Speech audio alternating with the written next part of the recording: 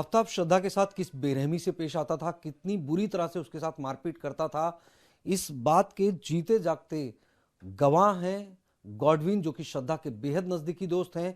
Godwin से ही बात करते हैं। गॉडविन ने बताइए कि ये जानकारी सामने आई कि एक बार आप श्रद्धा को लेकर एक पुलिस स्टेशन गए थे, जहां पर श्रद्धा ने शिकायत दर्ज कराई थी आफताब के खिलाफ। आखिर क्या हुआ था? ये बात है नवंबर 2020 की।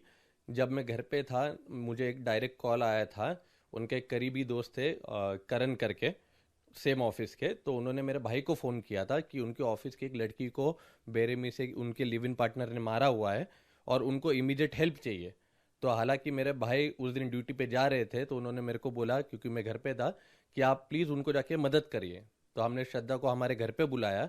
जब हम उनको घर पे बुलाए तो हम भरोसा नहीं कर पाए कि मतलब वो लड़की के हर जगह पे मार लगा हुआ था, सर पे, पेट पे, पीठ पे।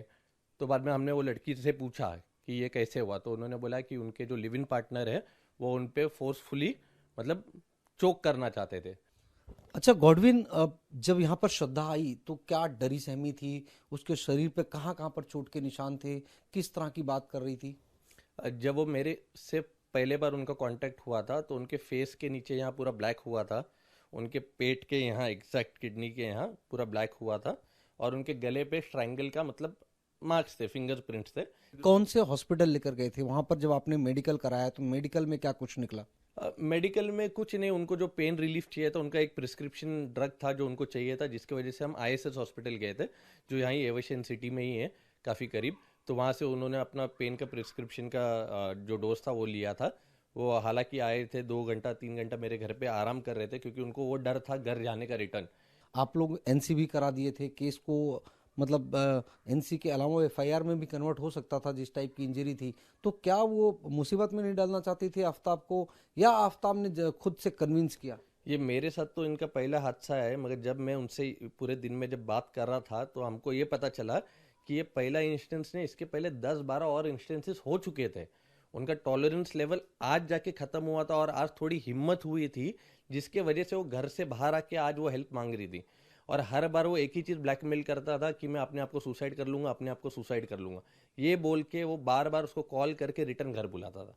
तो आपको लगता है कि कहीं ना कहीं जो इतनी बड़ी घटना हुई है, माँ बाप को भी सारी चीज पहले से ही, मई से ही पता रहा होगा कि बेटे ने क्या किया? बिल्कुल सही, क्योंकि अगर आप देखो तो वो अपने खुद के घर कभी नहीं रहता था।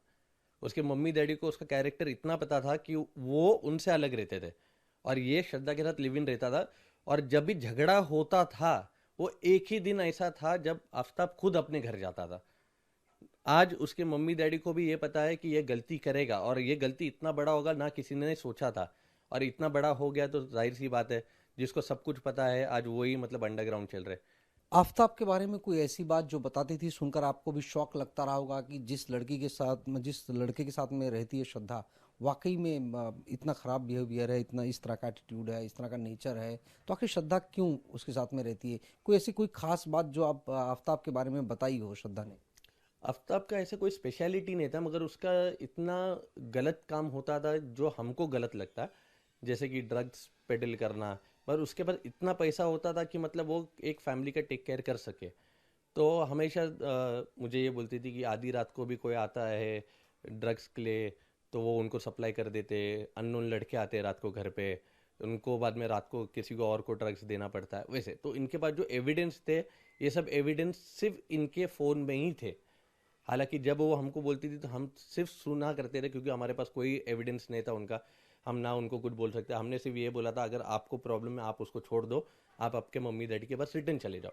एक चीज ये भी है क्या कि श्रद्धा बहुत डिप्रेशन का शिकार हो गई थी किसी रिहैब में, या फिर मतलब कुछ मेंटली उनको कहीं ना कहीं एक चैलेंज जैसी पोजीशन थी, तो आप लोग उसको थोड़ा सा रिहेबिलेट करने की भी कोशिश कर रहे थे? सर मैं रिहैब नहीं बोलूँगा, वो एक पॉइंट आ जाता है सैचुरेशन का, कि जब आपको लगता है कि मेरा आज कोई सुनने वाला है ही नहीं, तो आपको हर दूसरे इंसान में आपका दोस्त दिखाई देता है, आपका कोर्स दिखाई देता है। तो हालांकि अगर गलती से उसने मेरे को कॉल कर लिया और मेरे से बात हो गई तो लंबा बात होगा, उनका बात 5-10 मिनट का नहीं होता, 2-3 घंटे का होता था। और यही चीज़ अगर उसने 10 लोगों को फ़ोन किया, तो यही एक्सपीरियंस उनके बाकी दोस्त लोग भी बताएंगे कि उनके पास इतना कुछ था बोलने के लिए, क्योंकि सुनने वाला कोई नहीं था। तो मैं ये बोल सकता हूँ, उनको एक था कि मतलब वो रिलेशन में उन्होंने सब कुछ दिया होगा जिसका उसको रेसिप्रोकेट रिटर्न में नहीं मिला है। वो चोक होके होके होके उतना हुआ था कि मतलब वो सैचुरेशन लेवल, जब मेरे पास उनका कांटेक्ट हुआ था तब वो सैचुरेशन लेवल हो चुका था उनका।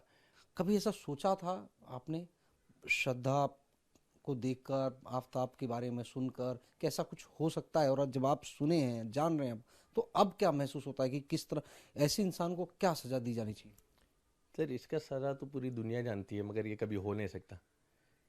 अगर आप इंडियन जुडिशल के हिसाब से चलो तो उनको हैंग टिल डेथ होना चाहिए। 14 ईयर्स प्रिजनमेंट तो कुछ काम का होगा नहीं उनके लिए, वापस से पैरोल पे आएंगे, वापस से बेल होगा। ये एग्जाम्पल कितना सेट करेंगे आप? आप डायरेक्ट उनको जाइए, आज के आज फांसी दे दीजिए, हो जाएगा काम। क्योंकि ये चीज़ का आज मैं गवाह हूँ, क्योंकि मैं देख चुका हूँ। मेरे अलावा और 10 लोग हैं, ये बंदा रिपीटेड ऑफेंडर है, मैं कह सकता हूँ, मैं वो विटनेस हूँ, क्योंकि मैं पुलिस स्टेशन में जाके इनका एनसी खुद लिख के दिया हूँ उनको। तो मैं जानता हूँ ये गलती से हुआ चीज़ नहीं है। एक्सीडेंट गलती से हो सकता है, समझ सकते हैं इंसान, मगर ये गलती से नहीं है। ये under the influence of drugs होगा, ऑब्सेशन होगा, या उनका डाउट होगा रिलेशनशिप में, या इनका एक्स्ट्रा मैरिटल अफेयर होगा और इनको शादी नहीं करना होगा, ये अलग चीज़ है। क्योंकि जब हमको भी पता था, मैंने आफ्ताब को काफ़ी बार लड़की लोग के साथ भी देखा, वो बाइक पे यहाँ से ट्रैवल करते थे। इनका यही बोलना था, वो लड़की के साथ घूमे तो कोई प्रॉब्लम नहीं, मैं लड़की के साथ, अगर मैंने लड़के के साथ अगर थोड़ा बात कर लिया है, घूम के आ रही हूँ, तो उनको वो भी प्रॉब्लम था। तो उनका ऑब्सेशन वैसा था। तो यानी कि ये तो बात सच है ना कि आफताब का कई और लड़कियों से फ्रेंडशिप या नज़दीकी थी? बिल्कुल बोल सकते हैं सर, बिल्कुल। और मैं ये एरिया में उनको बाइक पे देख चुका हूँ काफ़ी लड़की के साथ। एक सामान्य फ्रेंडशिप होती है, एक होता है फ्लर्ट करना, घूमना फिरना, अफेयर रखना। तो क्या नेचर था आफताब का? क्या वाकई में जिस टाइप की बात कही जा रही, कई लड़कियों के संबंध थे, ऐसा पॉसिबल? सर मैं उतना क्लोजली तो उनको जानता नहीं हूँ, मगर जितना मैंने मतलब श्रद्धा से सुना था, श्रद्धा के पहले भी उनके मतलब बहुत सारे मल्टीपल अफेयर रह चुके सेम टाइम पे। इस पूरे मामले में चूंकि जैसा गॉडविन बता रहे हैं कि हमेशा जब कोई भी शिकायत होती, मारपीट होती, तो जो आफताब का परिवार था, जो आज संदेह के घेरे में है, वो बहुत बड़ा रोल प्ले करता था। वो हमेशा बीच बचाव करता, हमेशा श्रद्धा को कन्विंस करने का काम करता, और इस वजह से श्रद्धा हमेशा बैकफुट पर आ जाती, शिकायत वापस हो जाती। और कुछ इसी तरह की घटना उस दिन भी हुई थी, जिस वजह से वो पुलिस स्टेशन से अपनी कंप्लेन वापस ले लेती हैं और आफताब के ऊपर किसी तरह की कोई कार्रवाई नहीं होती है। जैसा कि गॉडविन बता रहे हैं, इसके पहले भी 10 बार 20 बार श्रद्धा के साथ बुरी तरह मारपीट की गई, कई बार जख्म के निशान भी देखने को मिले। आफताब के कैरेक्टर को लेकर श्रद्धा ने खुद गॉडविन को बताया था कि किस तरह से कई लड़कियों से उनके रिश्ते रहे हैं। कई बार उन्होंने अपनी आंखों से प्रत्यक्ष तौर पर देखा था कि मोटरसाइकिल पर कई लड़कियों के साथ घूमते फिरते दिखाई देते थे। यही नहीं, वो ड्रग्स का भी आदी था, और इस बात के पुख्ता सबूत खुद श्रद्धा के पास मौजूद थे। कैमरा पर्सन सागर खाड़े के साथ राजीव सिंह, इंडिया टीवी, मुंबई।